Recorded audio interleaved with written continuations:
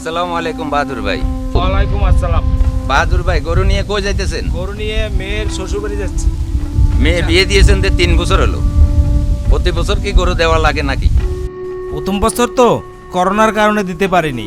গেছে বছর গরু নেওয়ার সময় মানুষ বারবার জিজ্ঞাসা করে, আরে ভাই গরুটা নিয়ে কোথায় যাচ্ছেন? গলায় সাইনবোর্ড আছে, আপনি দেখতে পাচ্ছেন না? তাই এই বছর দিচ্ছি আর কি। প্রতি বছর দিচ্ছি আরই, এই কথা বললেই হবে? বাহারে বাহাদুরের বাহানা, বাহানাকে বাজিমাত। সমাজটাকে আপনাদের কারণে বদলানো গেল না। আমি তাইলে যাই, আমার দেরি হয়ে যাচ্ছে। যান যান, একটা কেন, 2টা নিয়ে যান। আহারে মানুষ যে কত কথা বলে। আইয়েন জিয়া ভাই, আইয়েন আইয়েন, চলি আইয়েন।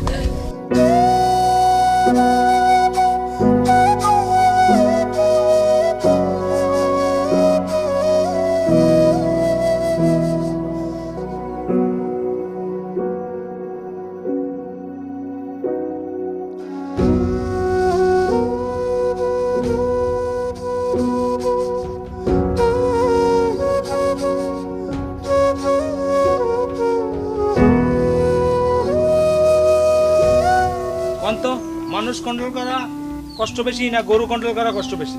মানুষ কন্ট্রোল করা কষ্ট বেশি। না, আপনার জন্য গরু কন্ট্রোল করা কষ্ট বেশি। আসার সময় যে কষ্ট দিয়েছেন, ফিরিজ বাড়ি তো মারিয়ে লাইতো। কি বলেন? এ ঘটনা কি? এতক্ষণ আইলাম বেড়ে দেখি না। ও ভাই, কি ব্যাপার ভাই, গরু নিয়ে কি হাটে যাচ্ছেন বিক্রি করতে? আরে না, কি যে বলেন, ওই বের বাড়িতে যাচ্ছি। মেয়ে বাড়িতে মানে? আমি তো জানি যে আপনার কোনো মেয়ে নাই। তা নাই, বাট ওই ছেলে শ্বশুর বাড়িতে যাচ্ছি। ও আচ্ছা, বুঝতে পেরেছি। গরুটা আপনি ফেরত দিতে যাচ্ছেন বিয়ে বাড়িতে, তাই না? কারণ ওরা যে গরু দিয়েছে সেটা আপনার পছন্দ হয় নাই, ঠিক বলেছি না? তাদের কাছে শুধু নেগেটিভিটি ছাড়া কোনো কথা নাই। নেগেটিভিটি মানে কি? মানে আমি আমার ছেলের শ্বশুর বাড়িতে কুরবানির গরুটা গিফট করব। কি কি বললেন? আবার বলেন তো, আবার বলেন তো। কেন, আপনি বয়রা নাকি? একবার বললে শুনতে পান না? আমি বয়রাও না এবং শুনতেও পাই, তবে আপনি যেটা বলেছেন সেটা আমার বিশ্বাস করতে কষ্ট হচ্ছে। তাহলে আরেকবার বলি, শুনেন। আমি আমার ছেলের শ্বশুর বাড়িতে কোরবানের গরুটা গিফট করার জন্য নিয়ে যাচ্ছি। কি বললেন? এই সবকিছু ঠিক আছে? আকাশ তো উপরেই আছে, মাটিও নিচে আছে, সবই তো ঠিক আছে, কিন্তু দুনিয়াটা কি উল্টাপাল্টা চলতেছে? আপনি যাচ্ছেন গরু নিয়ে আপনার ছেলের শ্বশুর বাড়িতে। আপনাদের জন্য যত সমস্যা, বুঝছেন? আপনাদের সমাজের এসব উল্টা নিয়ম দেখলে যারা চালু করতেছেন, তাহলে ভবিষ্যতে যে আমরা ছেলেকে বিয়ে করাবো ছেলের শ্বশুর বাড়ি থেকে, তো আর কোনো বড় কোন পাবো না। ভাই, আপনার কি খেয়ে দিয়ে কোনো কাজ নাই? নাকি টাকা রাখার মতো কোনো জায়গা পাচ্ছেন না? নাকি মেয়ে পক্ষকে চাপে রাখার মতো কোনো উদ্দেশ্য আপনার ভিতরে নাই?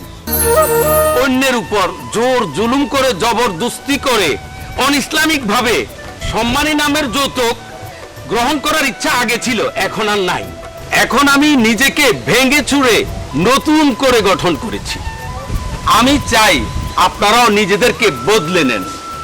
ছেলের শ্বশুরবাড়ি বা মেয়ের পক্ষের কাছ থেকে শুধু প্রাপ্তির আশা নয়, তাদেরকে দ্বিতীয় শিখুন, কারণ তারাও আপনার আত্মীয়। তাহলে দুনিয়ার অর্জনের পাশাপাশি আখেরাতেও কিছু অর্জন হবে। আত্মীয় মানে এই নয় যে ছেলের পক্ষ মেয়ের পক্ষের কাছ থেকে খালি পেতেই থাকবেন, পেতেই থাকবেন। আত্মীয় মানে একে অপরকে দেয়া এবং নেয়া। ছেলের পক্ষ এবং মেয়ের পক্ষ যে পক্ষই দুর্বল থাকবে, আত্মীয়দের উচিত দুর্বল পক্ষকে সহযোগিতা করা। ভাই আমার দেরি হয়ে যাচ্ছে। হ্যাঁ, দেরি তো হবেই। কামের জায়গায় আকাম করলে একটু দেরিই হবে। যান যান যান, দ্রুত যান।